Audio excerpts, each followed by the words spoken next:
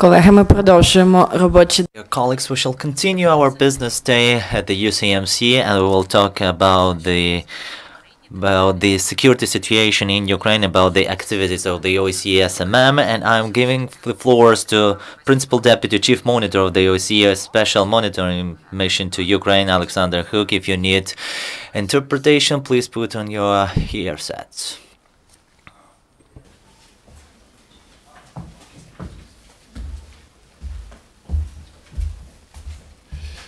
Good afternoon, dear friends. Thank you for taking the time to join me here this afternoon.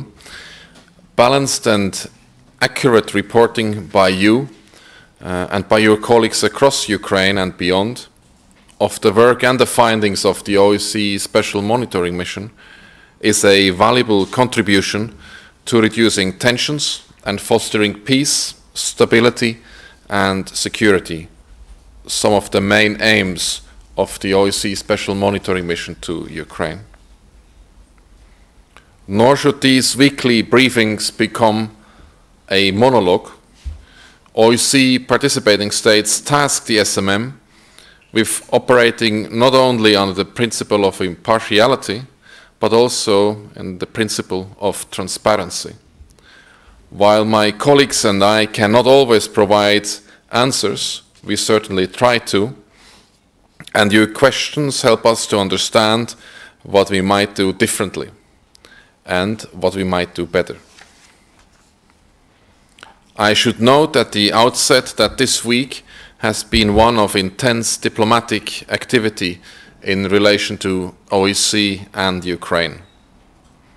On Wednesday, the Austrian chairmanship convened a special session of the OSCE Permanent Council. Participating states were briefed on the situation in eastern Ukraine by the SMM's chief monitor, Ambassador Apakan, the chairmanship special representative, Ambassador Saidik, and the representative of the International Committee of the Red Cross, as well as by the United Nations. On one level, at least, developments in eastern Ukraine itself last week offered some cause for hope. The number of SMM recorded ceasefire violations dropped by 20% compared with the previous week. There was a 90% decrease in the number of SMM recorded explosions caused by mortar, tanks, artillery, including multiple launch rocket systems, from almost 4,000 the week before to 485 the last week. The decrease in violence was especially noticeable last Saturday, 1st of April, when we recorded 301 ceasefire violations in total. The previous day, we had recorded 3,601 ceasefire violations. This dramatic fall in the level of violence was seen in the number of explosions caused by Minsk-proscribed weapons too. Last Friday, we recorded 110 explosions caused by mortars and 32 by artillery. The following day, that Saturday, we recorded just a single explosion caused by a mortar round along the entire contact line. We may draw two lessons from this reduction of the level of violence. Firstly, the sides are capable of reducing violence. While some may be caught in the cycle of violence, last weekend proved that the cycle can be broken. Ultimately, as experience elsewhere shown, if there is sufficient will to stop fighting, it can be done. There is a growing acceptance that continued violence offers nothing except further death, destruction, and economic decline. For both sides, this conflict is truly a lose-lose situation. The second lesson drawn is that the will to stop violence in itself is not enough. All attempts thus far to permanently end the violence have not succeeded. And the latest attempt, I'm afraid, was no different. Here is the graph. You can see how the lull of violence last Saturday was followed by its resumption over the coming days.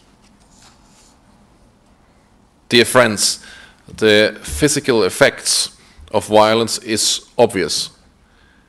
Every day in our reports we record the impact on the civilian population, their homes and infrastructure. But the impact of violence is also subtle and insidious at the same time.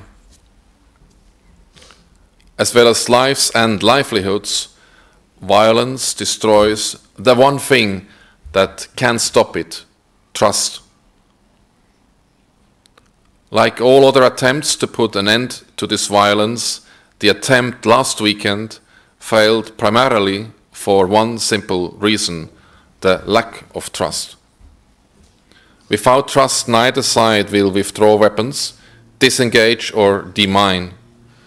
Without trust, there is no compliance, because one assumes the other side is not complying. There is much criticism of the OSCE SMM.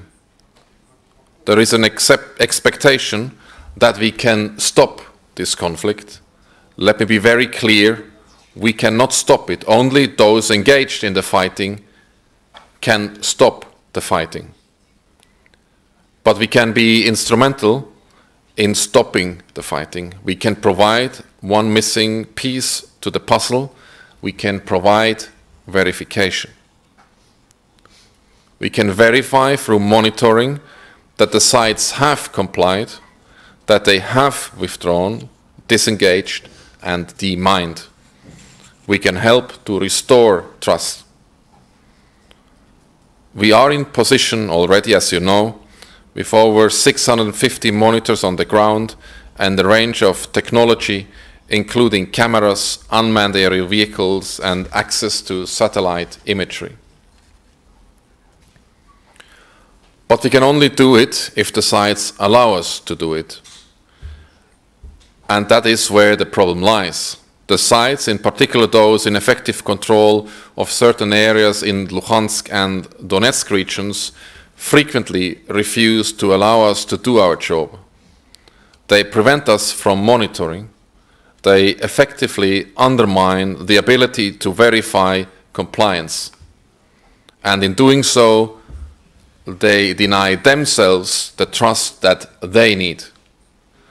Last week, for instance, the mission's freedom of movement was restricted 29 times in government-controlled areas and 20 times in areas not controlled by the government. 2 restrictions involved violence, both in areas not under the control by the government, in areas controlled by the so-called DPR, in which shots were fired very close to our monitors.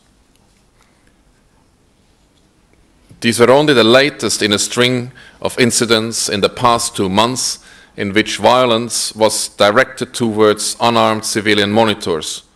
In Kalinove on the 3rd of February, in the Balsove on 18th of February, in Yasinovata and Pikuzi on 24th of February, again in Yasinovata and in Kershatitske on 3rd of March, again in Pikuzi on 10th of March, again in Yasinovata on 17th of March, and in Samaninka on 24th of March.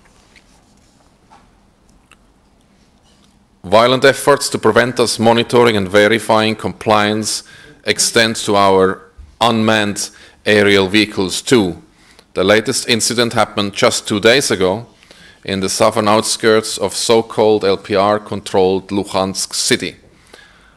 Our monitors had to abort a UAV flight after it came under small arms fire. The reason it was fired upon is obvious, considering what the UAV had just spotted on the ground.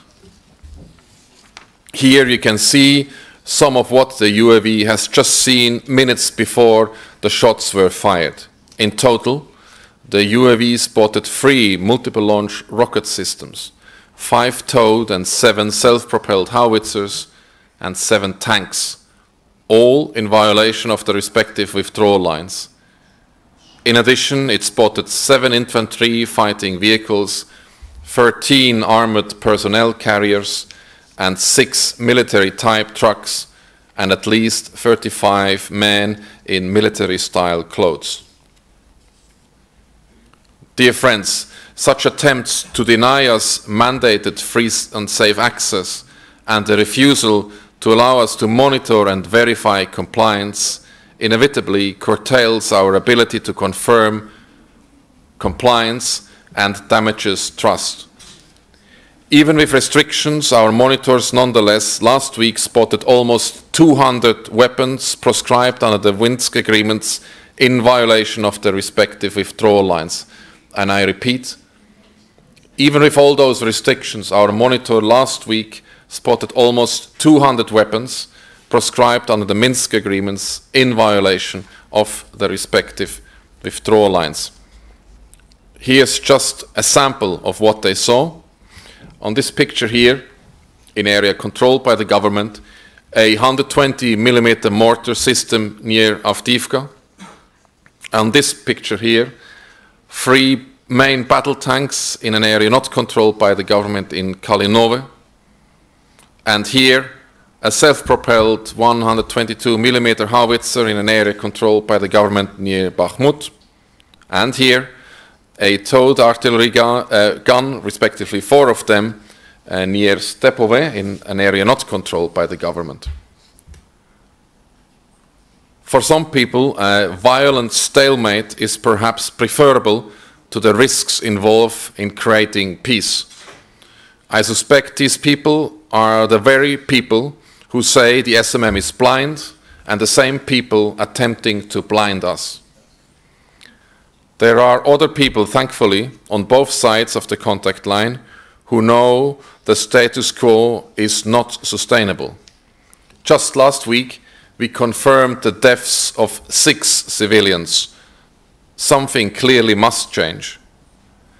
But it only will change when all weapons are withdrawn, when forces and formations disengage, and when substantial demining takes place.